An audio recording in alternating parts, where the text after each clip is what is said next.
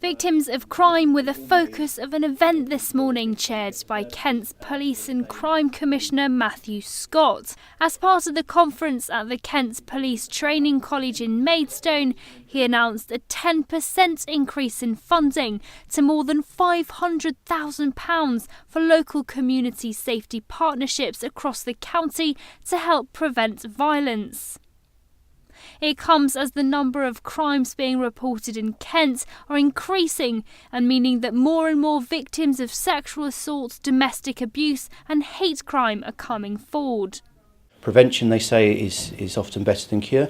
I'll be giving extra resources to local councils to help prevent crime in their local communities. But also what we're seeing in certain areas is more people who have historically been victims of crime but having the confidence to now come forward. So you do have rises in certain areas, but actually some increased confidence of people coming forward, wanting to seek help, and we're doing everything we can to help limit the impact on their lives and help them move on. Crime numbers are increasing.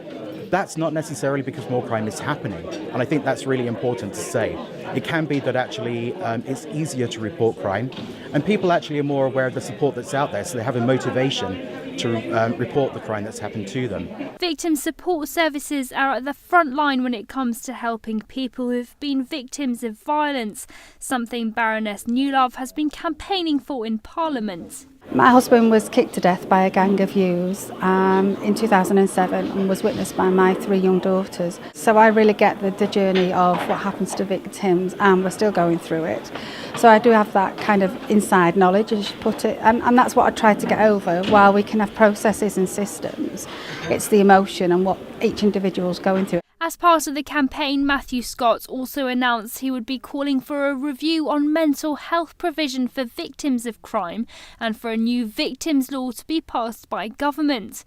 He also said he wanted to improve outcomes on hate crime, something charities say they're seeing more of in the county. That could be because people are more aware, and also because people feel more empowered and have more options to do so. We're working with schools at the moment and investing our time and telling schools about disability, about difference, about the 5 strands of inequality. With more people coming forward and reporting crimes, it seems these measures were welcomed by the different organisations present here as they continue to help those who've been victims of crime in the county.